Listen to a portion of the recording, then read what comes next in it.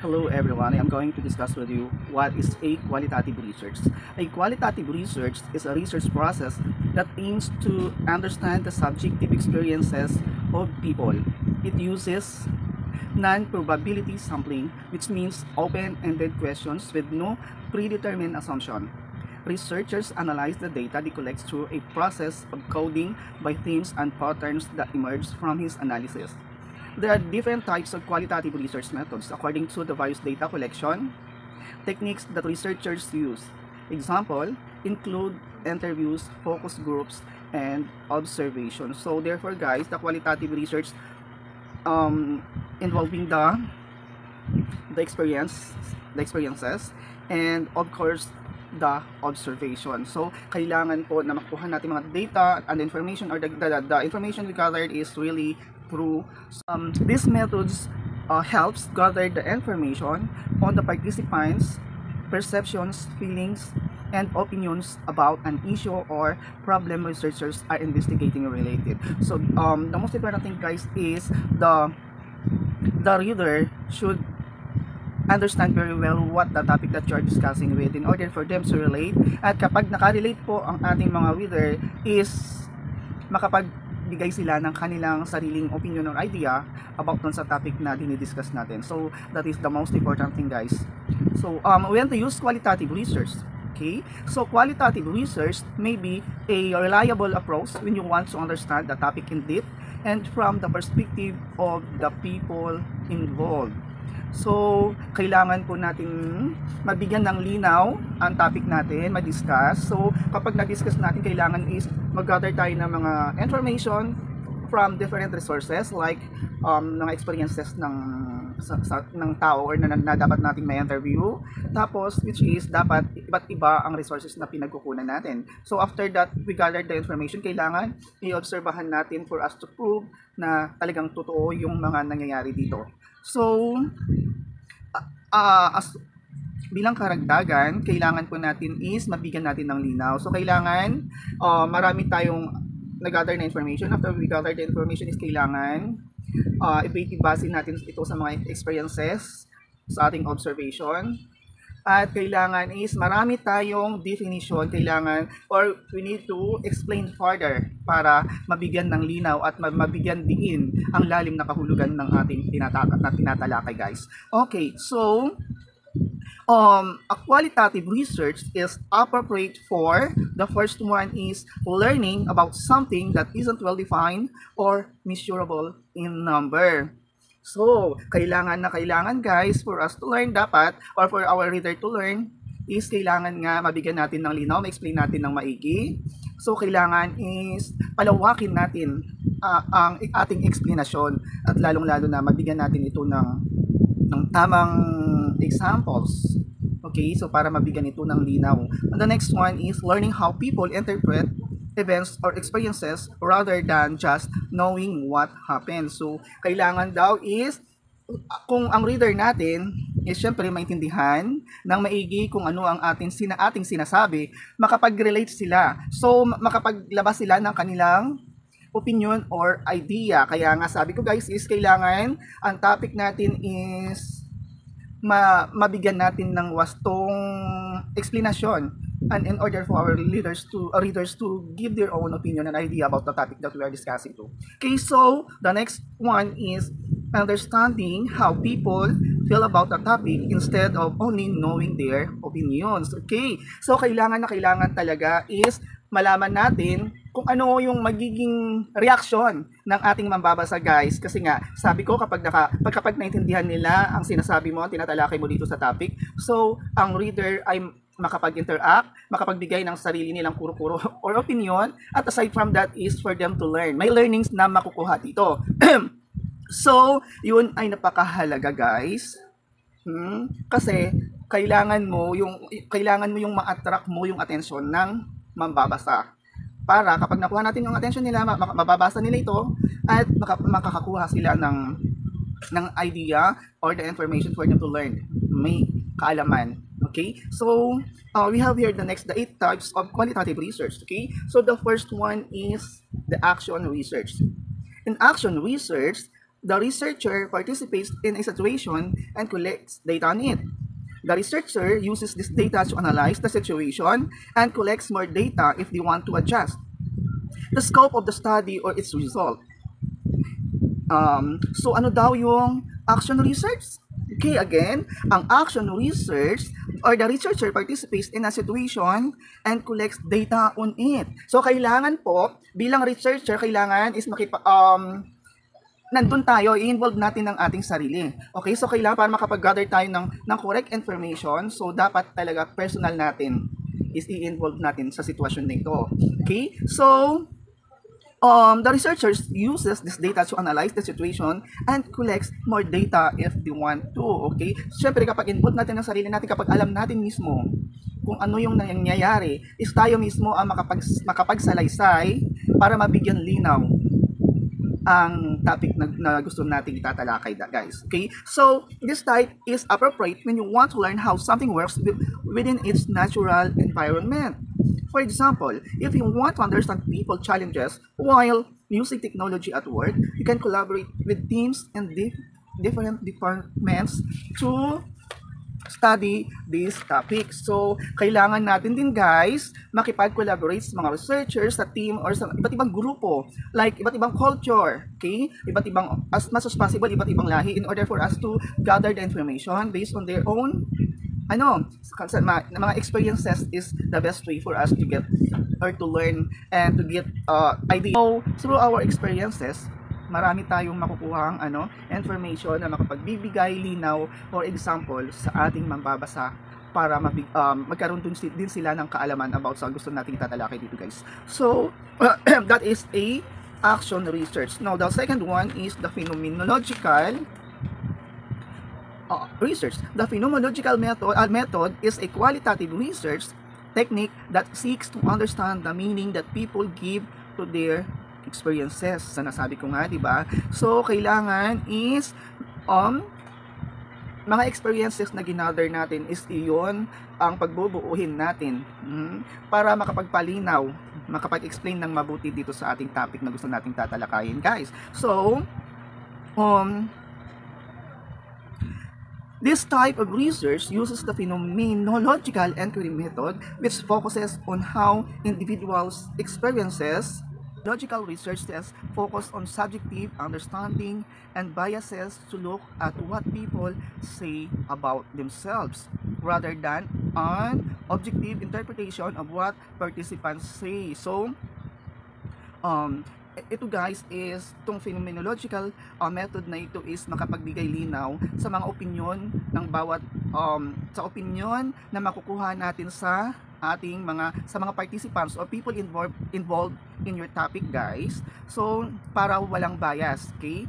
Mabigyan din natin kung ang kanilang opinion is biased ba or hindi. So, dapat i-analyze natin yun, guys. So, the next one is the ethnographic, okay? Ethnographic research is a qualitative method that focuses on understanding human behavior. Ethnographers are interested in a phenomenon social context while learning about cultural norms and belief. Ethnographic research, the researchers frequently lives and the research subjects and studies their cultures. So, ethnographic is more about discussing about the culture. So, dahil dito nga guys, sa atin is may iba-iba tayong kultura, okay? So, kailangan is mabigyan din natin ito ng tamang diskusyon depende sa kung anong kultura na ating tatalakayin, guys. Okay, so ethnographers interview the most knowledgeable people about their roles and responsibilities within the society or community. So yun nga, dahil sa iba't ibang kultura na meron tayo, so yung sa bawat kultura na involved dyan, guys, or nabilong dyan, is may sarili silang roles or responsibilities. So, dapat bibigyan din natin yan ng linaw, guys. Okay? So, the next one is the case study. The case studies are in-depth examination of people or groups of people. They help researchers to understand and intervention context, process, and outcomes. Case studies also help researchers understand the cause and effect relationships between variables and the change process over time. For a case study, to qualify as qualitative research, the researchers must focus on the meaning of experiences to subject. Okay? So the case study, guys, is focusing on the experiences. So, yun nga, kailangan is the kailangan yung mga experiences na yun, guys, is magkatugma doon sa ating gustong itatalakay. Okay? So, para mabigyan ito ng tamang explanation. The next one, guys, is the narrative model. Narrative research is a popular qualitative research method because it helps you understand how people live and make decisions. You collect data about subjects by tracking them as they go through different stages of your study.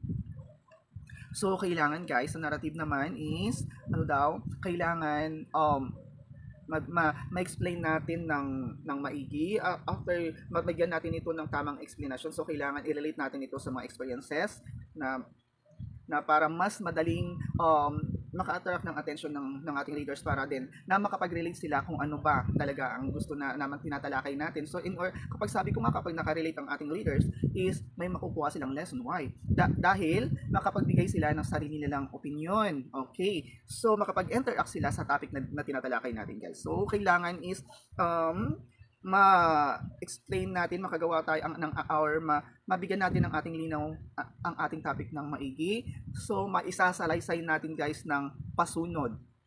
Our narrative method is allows researchers to gather data from several sources at one time to identify terms and patterns. The narrative research method involves collecting stories from participants to share later. The process involved asking questions like, okay, so kailangan, ito nga, guys, ang sinasabi ng narrative research is ang mga stories na makukolekta natin dito is dapat ugma, okay? And also this process involved asking question like what was happening, kung ano, dapat masagot mo ng maigi kung ano yung nangyari. So kailangan isasabihin mo dyan, guys, i-discuss natin ng maigi ito at bibigyan ng linaw. And then after that is we need to answer the questions, how did it feel? Okay?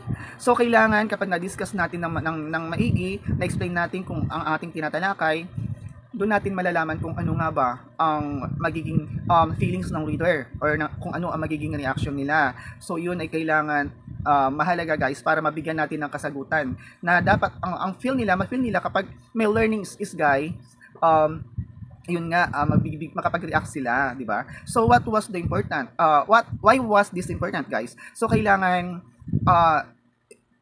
ipaalam natin sa ating reader ng topic natin ito ay importante. So bakit ito ay naging importante, guys? Okay? Dahil ayun na nga, may kaalaman ka na sila na makukuha, makapag-relate sila, sabi sila kung ano yung kanilang sarili mismong idea na mai-relate, may connected doon sa topic na tinatalakay natin, guys. Malinaw sa kanila kung bakit ang topic na tinatalakay natin, guys, is yun ay importante, okay? So, the next question is for them to answer this, what did you do next? Yun nga, di ba? So, after ng ating reader is mabasa na yung dinidiscuss natin sa kanila, guys, yung topic natin is ano nga ba ang gagawin nila sa susunod. So, ayun ay syempre kung may apply nila ang learnings na nakuha nila, may sasabuhay nila yung kaalaman or idea, guys, na mapulot nila sa topic na tinatalakay natin. So that is the most important thing, guys. Okay, so the next one, guys, is grounded theory. Grounded theory is a qualitative research method that uses a systematic review of existing data to develop theories about why events happened the way they did. The grounded theory method uses inductive and deductive approaches to theory development rather than using probability sampling procedures. Okay, so ito, guys, is nakafocus doon sa systematic review of existing data. So when we say systematic, guys, is mga information na nag-gather natin is dapat in a chronological order, nakapasunod siya dapat, guys. So like for example, after we gathering the data, so kailangan yun may observation after the, di ba? After doon is nandun may bigay natin kung ano yung step by step process, guys, doon sa doon sa tinatalakay natin na gusto natin ipatid doon sa ating mambabasa, depende dun. So, kailangan lahat yun guys is nakaugma, tama, dun sa topic. So, mag-focus talaga tayo dun kung anong topic na tinatalakay natin guys, hindi yung, yung pasikot-sikot tayo, okay? So, kung ano yung topic lang guys is hanggang sa matapos ang ating studies, yun lang din ang itatalakay natin. So, kailangan, ang mga experiences or mga example na dapat ibibigay natin is yun talaga kung ano ang ating topic guys. So, kailangan lang hindi na tayo pasikot-sikot kung ano pa. Kailangan straight to the point or direct to the point ang ating explanation. Maging after that, maging ang mga halimbawa na binibigay natin or mga situational. So, yun is kailangan magkakonekta yun lahat guys para mabigyan natin ng linaw yung ating nais ipahatid sa ating mambabasa for them to learn. Napakadali na lang sa kanila din para may apply din nila, may sa buhay nila kung ano man yun yung learnings na nakukuha nila guys. Okay, so the next one guys is the historical.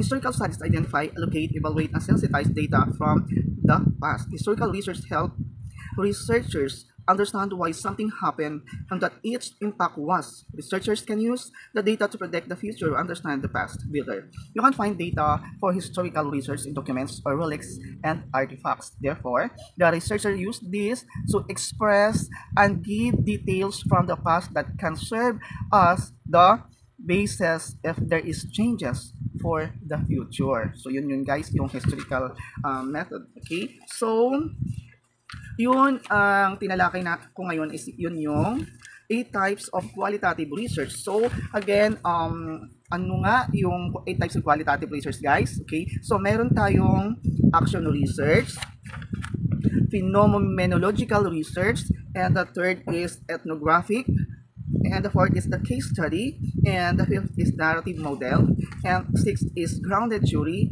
and 7 is focus groups, and the last one is historical method. Okay, so now after that is I will give you the benefits of qualitative research guys. So okay, ano nga ba ang benepisyo na makukuha natin dito sa qualitative research?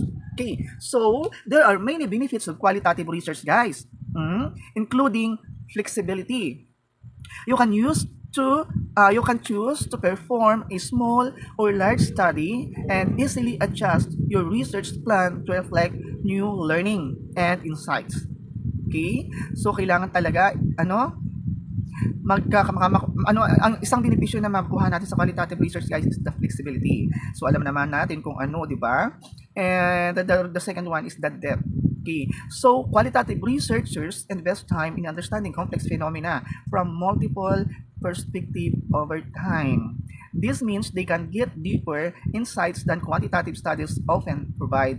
Okay, so sa qualitative guys is kailangan ang topic natin is magbibigyan natin ng maraming explanation involving with the examples para maging klaro ito para may learnings na makukuha yung ating readers guys. So kapag may learnings na makukuha, syempre may relate nila ito sa personal nilang buhay. So the next one is customization. Qualitative methods give you more freedom to adapt your methodology to suit your research questions and goals. You can customize the study duration, participants, and research method. Okay. So, kailangan guys is yun nga, di ba? Sa dami-dami mga resources na pinagkukunan natin is sabi ko kung kailangan may isa lang tang focus, hindi na tayo mag ano pa ng mga pabulak-bulak para yun nga, para in order for us ng knowledge or information is ma-customize natin siya ng maigi. So yun yung benefits na isa sa mga benefits na makukuha natin sa qualitative research guys. Okay, and the next one is meaning. Okay, a qualitative research focuses on meaning rather than facts and statistics. Qualitative methods allow people in studies such as customers or employees to share this perspective without the limitation of facts and numbers. Again guys, so ibabalik ko. Kaya nga sabi ko sa inyo kanina, kailangan talaga is mabigyan natin ito ng tamang explanation, maraming explanation para maging malinaw at maunawaan ng ating reader. So guys, yun nga sinasabi ko. So again, we have 4 benefits that the qualitative research can give us. Okay, so the first one is the flexibility, depth, customization, and the last one is the meaning. So on the next video guys is I have to discuss with you the quantitative research. Okay, so as for now, bye bye.